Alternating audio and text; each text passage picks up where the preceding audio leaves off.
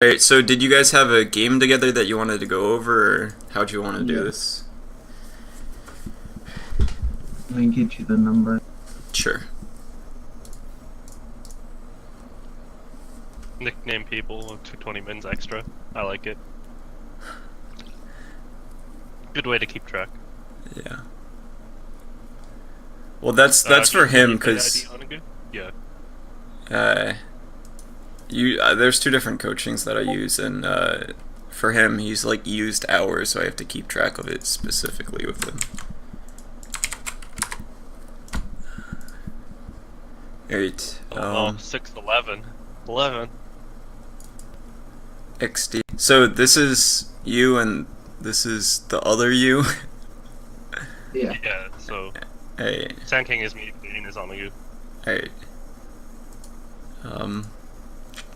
And you guys, is this a team thing, or is this like, is it a 5-stack?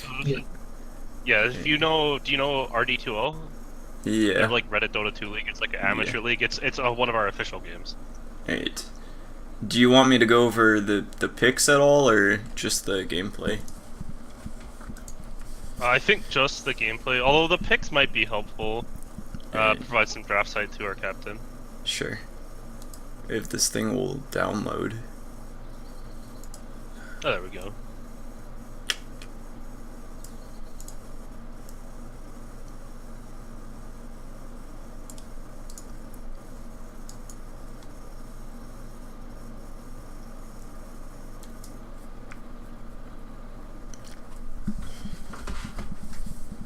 Did you guys have any main things that you wanted me to focus on, or just go through it and point out whatever I see? I think for a start, just whatever you see, and then... Right. So are the Radiant team here.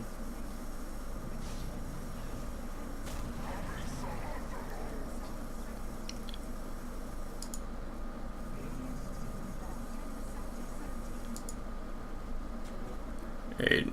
Well, I guess I just skipped through all of the draft. Lol. Yeah, that's no problem.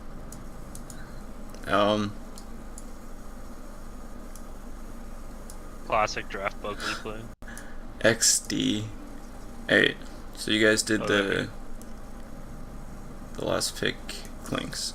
So Yeah. I can't really say much on Clinks because he hasn't been in the meta since his changes, so I don't specifically know with him.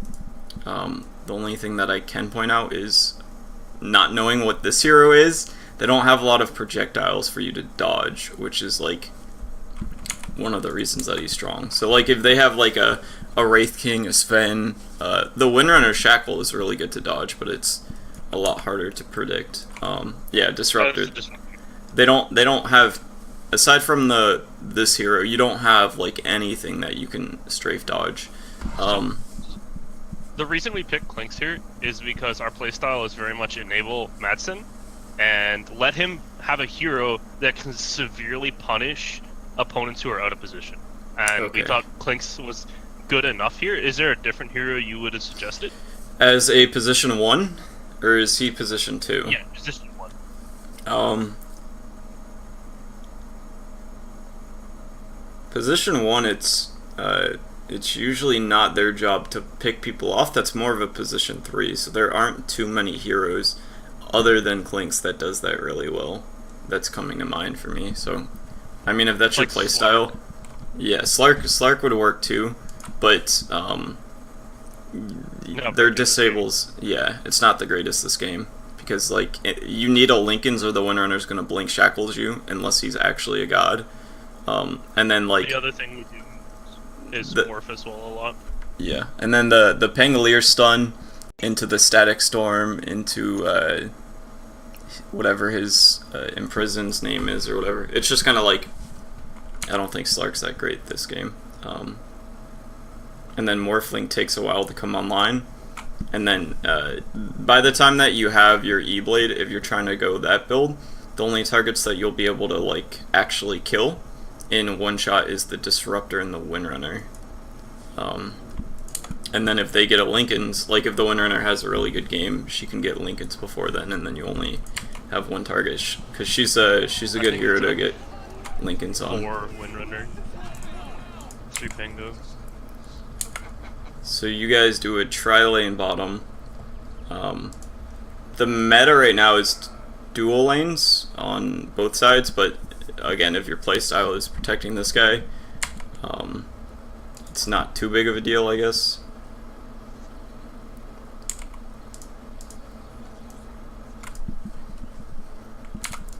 And then the starting items. I don't know about the windlace. It's fine, but it's also kind of like meh. I think probably what I'd rather see you do, I'd rather see you get more regen and then rush boots, I think. Because with only 3 sets of Tangos and a Stout Shield against these 2 heroes, you're not going to be able to play aggressively for very long, and then you're just going to get to this place where you have items to run at them, but you don't have any regen, so you're just kind of like stuck over here.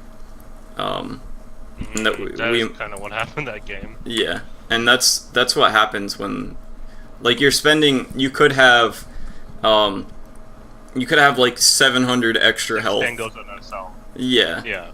Worth of regen here, and then when you, like, with the windlace, yeah, it's going to help you with your progression to tranquil boots, but if you look at it gold per gold to boots, it's not as good, and then also when you get the windlace first, you're locked into the tranquil boots, whereas, let's say your game's going great, and you want to just go boots, blink dagger, then you just have this windlace that's sitting there, and it's kind of like making you want to go tranquils, and then also, what if you feel like you really need mana boots this game because your Clinks is running out of mana and it really helps him and the Bane and everyone else, and you can get it at like 4 minutes? Well, you have this windlace, so it's you kind of trap yourself in with the windlace, and it's not as gold effective, and then also you're gonna run out of regen. Okay. I'll stop by windlace on that hero to start.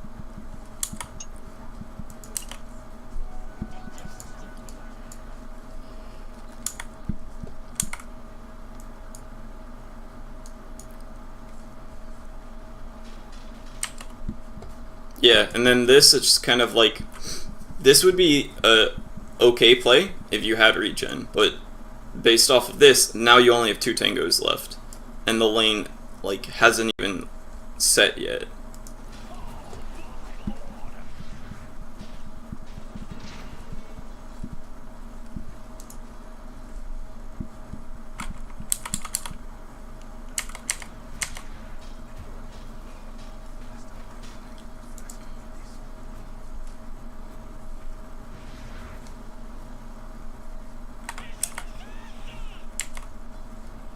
Here I would, actually, one sec.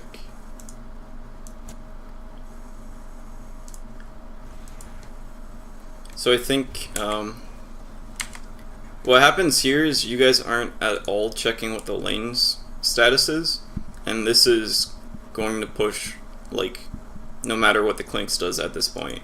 And if either of you guys checked this, then you would know that you need to run over here real quick, get here before, like, 112, and then pull this, and then pull this, and you guys defend that, and they lose a creep wave, and you get extra gold and experience. And that's actually really important, because right now, these guys are going to be they're level 1 right now, and then they're probably going to get level 2 off of this, but because you don't pull, they're going to basically get very close to level 3 without any, like, contestability that you guys can do, probably. Because this wave is going to push in, and then this wave's going to also push in, and it's just going to be a while before you fix this. The trading's good though, but that's kind of par for the course when you have 2 supports that your job is to zone these guys out.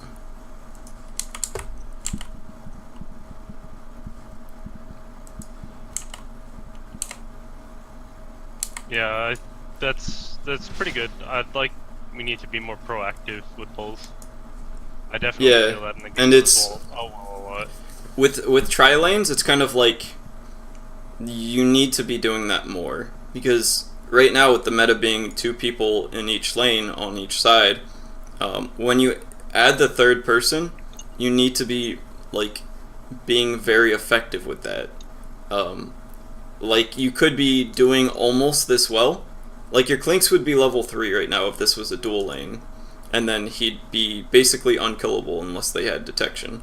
Or he'd be able to, like, do a lot more damage or whatever it is. And then the Sand King would probably also be almost level 3. Or the Bane would be almost level 3 if this was a dual lane.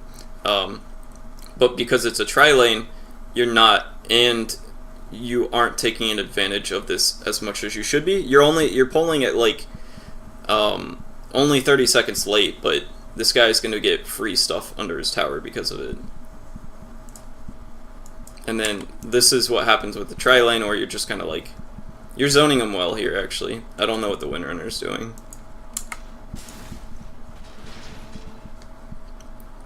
But yeah, now it's 2 minutes in, you don't have any regen left. You should be sharing Tingus with the Sand King as the Bane here. Okay.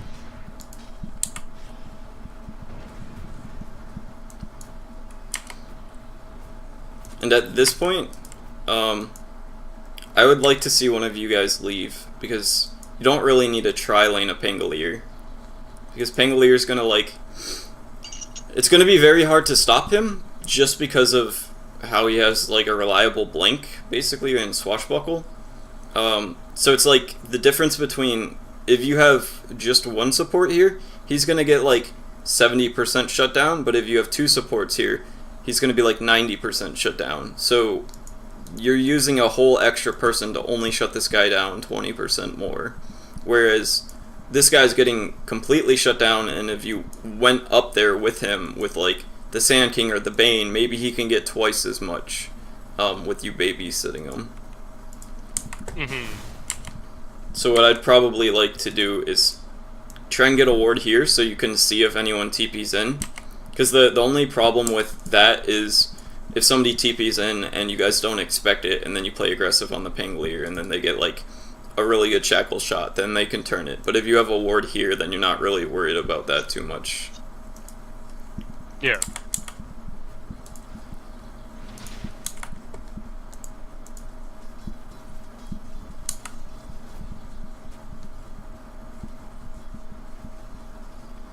But yeah, it's just like, because of how this hero is, he can just do this shit pretty safely.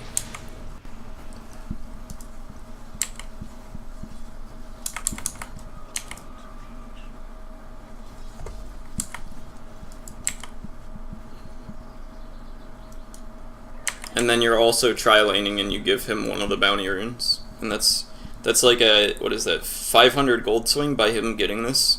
I think it's 50 gold per person on the first 5-minute one. Yeah, it's 60 or something.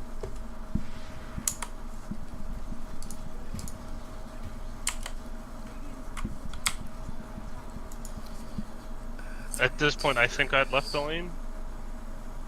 Well, I went mid. Yeah, but to save here. if you look at their levels, they're pretty far up on you. They have an extra 1,000 experience, and that's based off of you guys won the lane when the Windrunner rotated, but then you didn't rotate any of your guys to try and win another lane. And I think the next, like, 3 minutes is just going to be, like, more of that.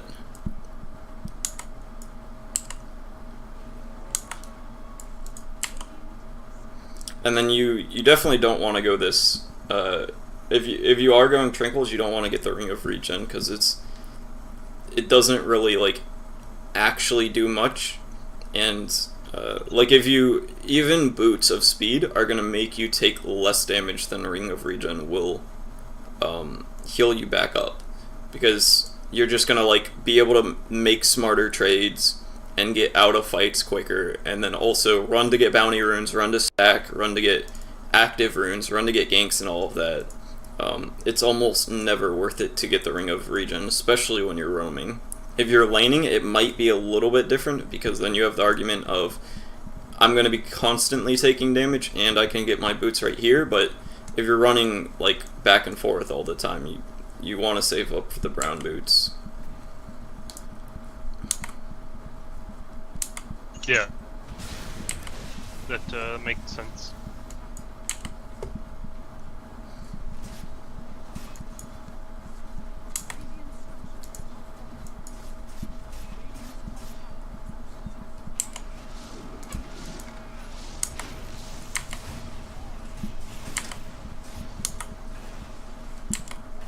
But yeah, this is the kind of like, aside from misplays, this is kind of like, this is what happens when you rotate too late.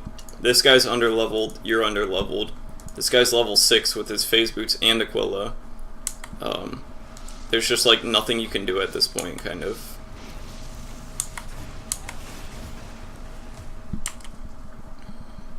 Wind Lice opener is bad. Rotate earlier. Well, it's the way that I was explaining it last patch, or not last patch, but like the meta before this one, where roaming was an actual thing. I would explain it to my students that there's kind of like, I guess it's a method of sorts, but the meta used to be you would have a dual lane, and then you'd have a roamer, and then they would have a solo offlaner. And what I would think as a position 4 player is, if I start bottom, and then me and my position 5 stand like here, with the creep wave here, and the offlaner over here, then we're going to get experience from the creep wave. He's not. We're going to get level 2. Our carry's going to get level 2 in like an item. And then at that point, usually your carry with his level 2, and then your position 5 with their level 2, can zone out a level 1 offlaner decently well. So if we look at it this game and imagine the Windrunner wasn't there, a Clinks with boots and a point and Searing Arrows and Strafe, and then a Bane with Brain Sap and Nightmare, this Pangolier is going to have a hard time walking up to the lane at that point. But before that, when it's just a Bane with Brain Sap and a Clinks with Searing Arrows, it's kind of like not that hard for him to like do shenanigans and stuff. So what you can do as the position 4 is start down there, which would be the Sand King here, get your level 2, get your level 2 on your Bane, and then leave. Because that, when you do that, as opposed to not having started bottom, it's usually like the offlaner will be level 3 at 6 minutes instead of like 5. So spending a minute bottom and then leaving when you have your level 2 on your position 4, which also means that your ganks will go better. Usually your level 1 ganks are the hardest as a position 4 because you're usually built around two things, like your slow and your stun, or Pudge, Hook, and Rot, or Spirit Breaker's Charge and Bash, or whatever it is. So the method is basically stay as 3 as long as you need to until you can do the same thing as 2, which happened in this situation when the Windrunner left at like 3 minutes. And then there's also, if you follow that pattern, eventually this Clinks will be able to zone out the Pangolier effectively on his own. Like if this guy's level 5 and you effectively zone this guy out and he's level 3, and the Clinks has like phase or treads and Aquila or whatever, he can just stand right here on the side of the creep wave, and then the Pangolier ever shows up, he just strafes him like 3 times and he's almost dead. So, and you can't really get to that point unless you started your position 4 bottom. So like at this point, the Bane is kind of, I'd say when the Bane's level 3, if you can keep the Pangolier level 2, then the Sand King would want to roam around. Or if you can knock out this guy's regen, so if he is level 3, he can only go up to the lane once, and then he has to back. Something like that. And then the Sand King can go do other things in other lanes. Does that make sense? Yeah, that makes sense. I don't think there's going to be too much else to talk about in the laning phase, because it's more of like, just do that instead. Be more efficient with your gold, be more efficient with your time. Yeah. It's kind of like, you can only, there's diminishing returns on winning a lane, and that's why you don't like, that's why tri-lanes kind of fell out of favor. Like if you add a third person to a lane, and it's against a solo guy, and you keep him there for 10 minutes, and you're not like actively abusing polling, the enemies are going to get ahead of you just because you're putting 3 people to shut off their third most important guy. And you're like, if there's only one of you here as a support, the Clinks is going to get the same exact amount of farm, because this Pangalier's never going to walk up and deny the Clinks. So what you're doing here is not helping the Clinks more at this point, it's shutting down the Pangolier more, at the cost of both of your supports. And then what's going to happen later is their supports are going to get 6 before yours, and if they're any good, they'll take fights with that where you don't have Epicenter or Fiend's Grip, and they have Static Storm. And I guess this doesn't really matter at all, but... That was some atrocious illusion shit. That was just a hockey mistake. But yeah, that makes sense. Like, at a certain point, you're not shutting down the position. You're not enabling the position 1. You're just shutting down the position 3. Yeah.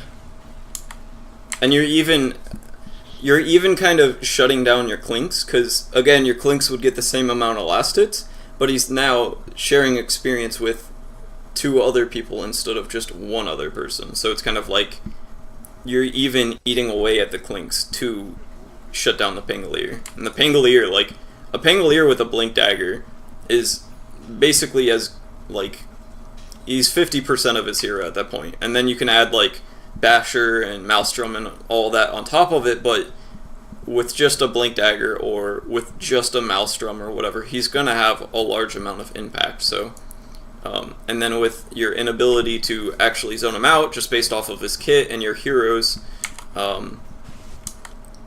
it's kind of like just futile.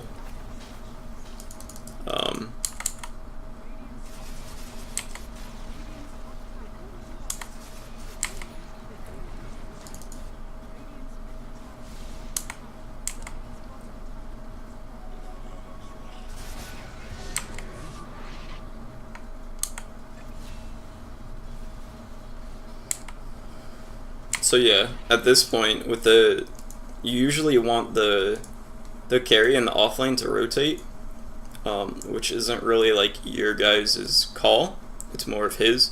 But with your Clinks down here without this tower here, you definitely want to get some vision for him, because right now he's worth a lot and he's what you're all banking on, and he can just die to a Static Storm and then like a Shackle Shot and Pangolier ult, and then like a lot of your momentum's just shut down at that point. And it would all be stopped by having like 1 ward right there, unless they smoke.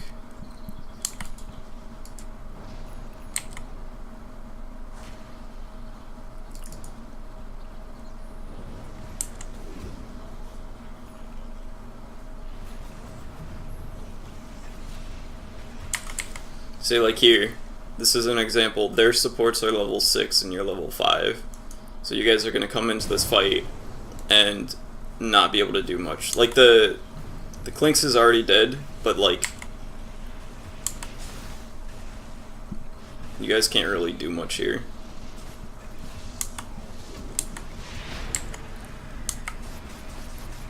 Whereas if you had the Fiend's Grip there, you probably could have actually killed the Juggernaut here with the Underlord.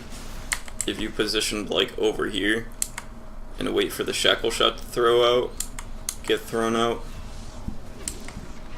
and then ult him there into a Firestorm, he might be able to die there.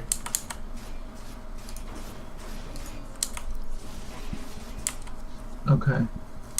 And then on the positioning on that, like, should I be further back? Like, power, or? With you guys being the levels you are, 1 second. I was kind of just looking at it as if you were level 6.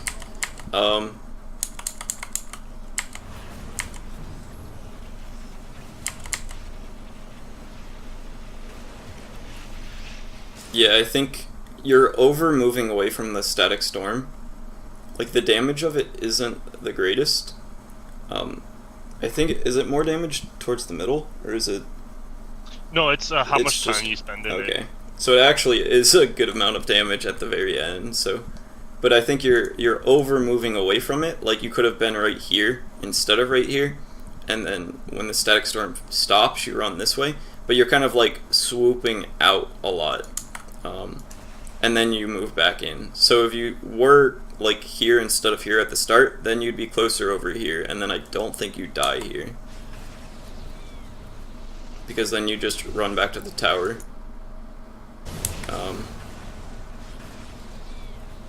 And I also don't know if that sleep was... yeah, I think you don't sleep him there because you canceled your Sand King's attack, which would have killed this guy. So I think this sleep actually got you killed. You probably should have slept the Windrunner here, or the Juggernaut.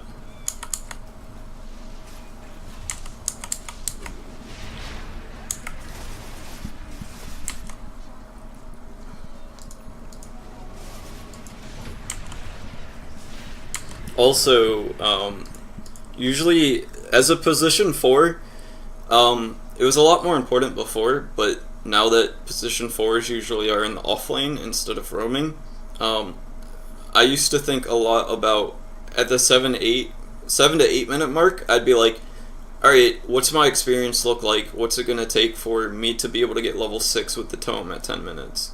And then from there, I would usually play a little bit more towards getting the experience I need so I don't fall off. And if you get in the habit of doing that at 7 or 8 minutes, then it's not going to be 12 minutes and 30 seconds before you actually get the tome. Like, you guys could have had the tome used for this fight also, and that's just kind of like, you guys probably forgot about it. So trying to think more about the Tome of Knowledge would help a lot. Okay. And then, how do you prioritize who gets it? It's kind of like, it's kind of complicated because you have to know how all of the heroes work, and then how they work against the enemy team, and whose is more important. Like this game, I think the Bane getting his level 6 would be more important, because a Fiend's Grip is going to mean a kill, usually. Whereas Epicenter, half the time you don't even skill it up at level 6, because it's just the channel time's too long and people can just like run away or cancel it. So this is more, it's more like a Echo Slam where you need a Blink Dagger to make the full use of it, whereas with Fiend's Grip you just have to like have your Fiend's Grip. So I would say probably, actually I want to, yeah, I would definitely give it to the Bane here. Another part of it is, like, if at 10 minutes you're 3/4 of the way to level 6 on the Bane, then you probably wouldn't want to get it, because the Sand King's levels are more important in general than yours, but your level 6 is more important than his. So you'll run into a situation where if you get the tome and you're like level 5 with this amount of experience, like almost level 6, you'll get the tome, you'll use it, and then you won't actually use your Fiend's Grip until you're level 7 anyways. So it won't actually matter that you got the tome. Whereas the Sand King would have his Sandstorm, which makes him a lot harder to kill. And then it's also like let's say you had a Darkseer or something that sets up really well for Epicenter.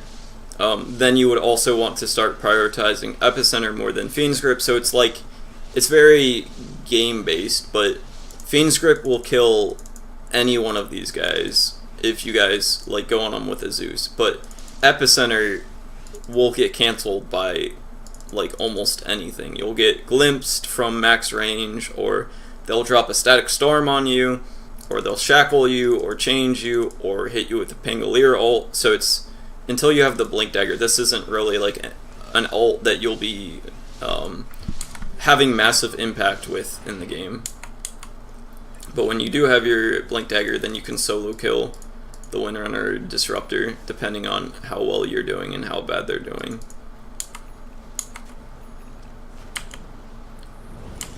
That makes sense. So you just sort of like have to think, well, what's gonna have, like, when we buy the token with 10 minutes, what's the biggest impact we can get out of it, and then just give it to that person.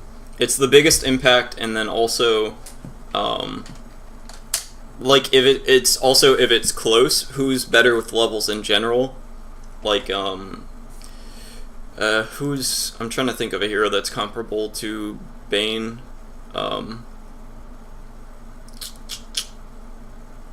I'd say maybe a Warlock. Like, if it's a Warlock or a Bane, and your Golem stun will set up for something else, then maybe give it to the Warlock, because with extra points in Fatal Bonds, and extra points in Upheaval, and then his talents, he usually scales better with levels than the Bane does. So there's a few different factors that go into it.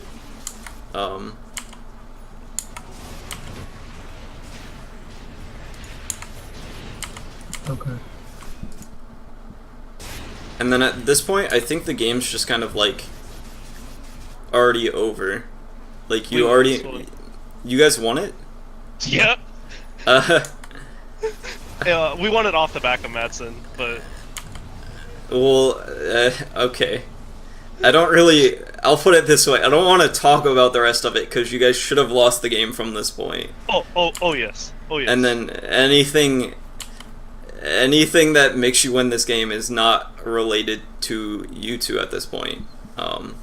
That's very, yes. Okay. I understand that. Do you guys have another replay we want to go to, or do you have any other questions on the early game of this one? No, I don't think we have it. Red, do you have anything on this game?